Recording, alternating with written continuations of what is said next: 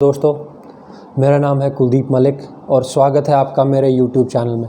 मैं आज आपके लिए एक छोटी सी वीडियो बना रहा हूं जिसमें थोड़ा सा कंसर्न है मुझे भी लखीमपुर खीरी के इंसिडेंट्स को लेकर। आपने सबने न्यूज़ में सुना होगा, देखा होगा कि क्या चल रहा है, क्या हो रहा है।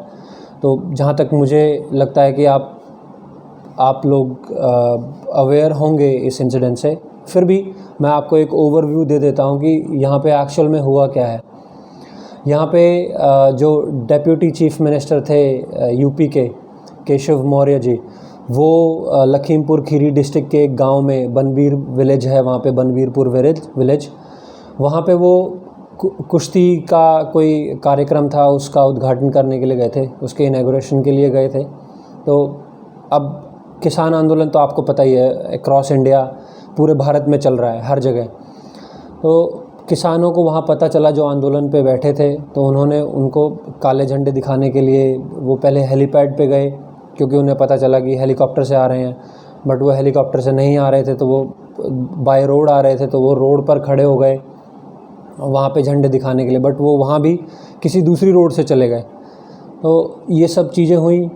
अब इंसिडेंट्स क्या हुआ है कि जो फार्मर्स ने क्लेम करा है या आरोप लगाए हैं कि उन्होंने गाड़ियां चढ़ा दी फार्मर्स के ऊपर, और जिसकी वजह से, और गोलियां भी चलाई, जिसकी वजह से कुछ फार्मर्स की डेथ हो गई और कुछ उनकी तरफ से भी 4 लोगों की डेथ हुई है।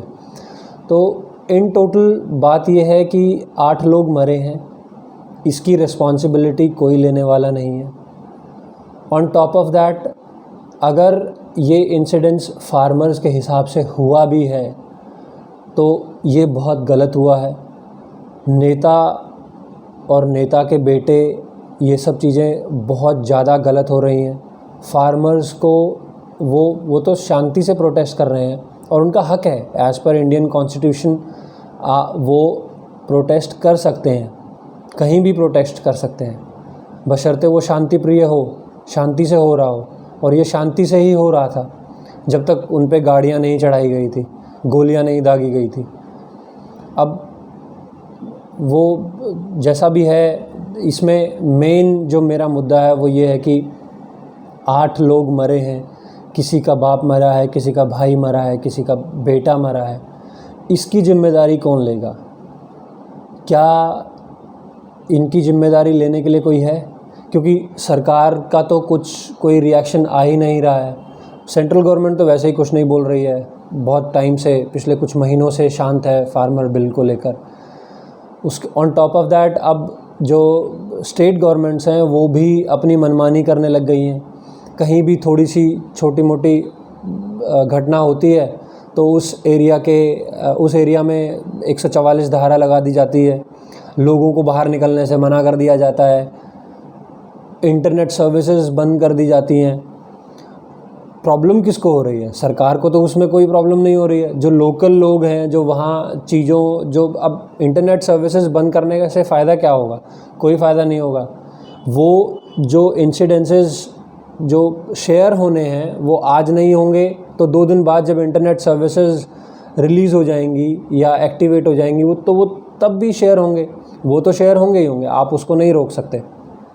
प्लस आप धारा 144 लगा रहे हैं, इससे आप साबित क्या करना चाहते हैं?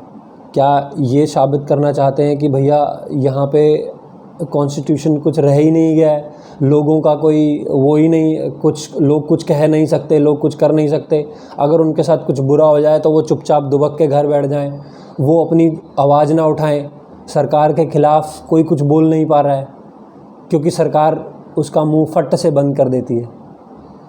ऐसा नहीं होना चाहिए। कॉन्स्टिट्यूशन जो है, हमारी कंट्री एक डेमोक्रेटिक कंट्री है और डेमोक्रेसी में for the people by the people.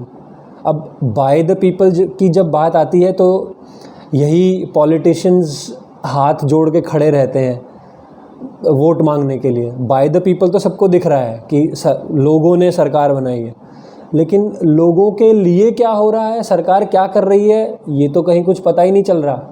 क्योंकि जब राइट टू इन्फॉर्मेशन की बात आती है या जब कुछ पूछा जाता है तो कोई जवाब ही नहीं देता।